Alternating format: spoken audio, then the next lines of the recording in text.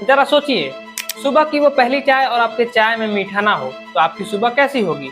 लेकिन रुकिए, ये बात सिर्फ चाय की नहीं है। आपकी रसोई में रखी हुई चीनी की बोरी अब पूरी तरीके से खाली होने वाली है। और ये कोई हवाई डर नहीं है, बल्कि एक कड़वी और भयानक सच। डरने वाली हमारे लिए सबसे बड़ी बात ये है कि जो देश चीनी एक्सपोर्ट करने में दूसरे नंबर पर आता था, आज वही देश दूसरे देशों से चीनी लेने के लिए हाथ फैला रहा है। इससे भी खौफनाक खबर जानते हैं क्या? सरकार ने यह खुद मान लिया है कि हमारे देश में चीनी की संकट है। इसीलिए इसी हफ्ते में सरकार ने 10 लाख कच्चे शुगर इंपोर्ट करने का तत्कालिक फैसला लिया है। जरा सोचिए, जो देश दुनिया को चीनी बांटता था, आज वही हाथ फैलाए बैठा है। जब सरकार विदेशों से महंगे दामों पर चीनी खरीदेगी तो इसका सीधा सीधा असर एक आम जनता के पॉकेट पर पड़ेगा। और वो दिन अब दूर नहीं है जब आपको 1 केजी चीनी खरीदने के लिए अपने जेब से 100 रुपए देने पड़ेंगे। गरीब के थाली से त्योहारों का खीर गायब हो जाएगी, बच्चों के दूध से मिठास गायब हो जाएगी। क्यों आ रही है ये आफत? वजह इंसान की लालच और सरकार की गलत नीतियां हैं। अगर मीडिया रिपोर्ट की माने तो जो भी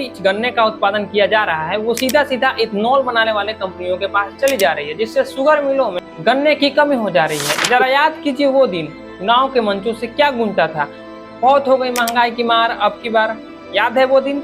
छाती ठोक कर ये बात कही गई थी कि गरीबों की थाली पर आंच नहीं आने देंगे। लेकिन आज हकीकत क्या है? जो सरकार कल तक आत्मनिर्भर भारत होने के लिए ढिंढोरा पीटती थी, आज उसी सरकार ने इतने बड़े एक्सपोर्टर को चीनी के लिए दूसरे देशों का मोहताज बना दिया है। सवाल तो ये है कि जब आपको मालूम था कि हमारे देश में चीनी की संकट आने वाली है, तो आपने इस चीज की पहले से व्यवस्था क्यों नहीं की? क्या गरीबों के आंसू पोंछने के सारे वादे केवल चुनावी कागजों में थे?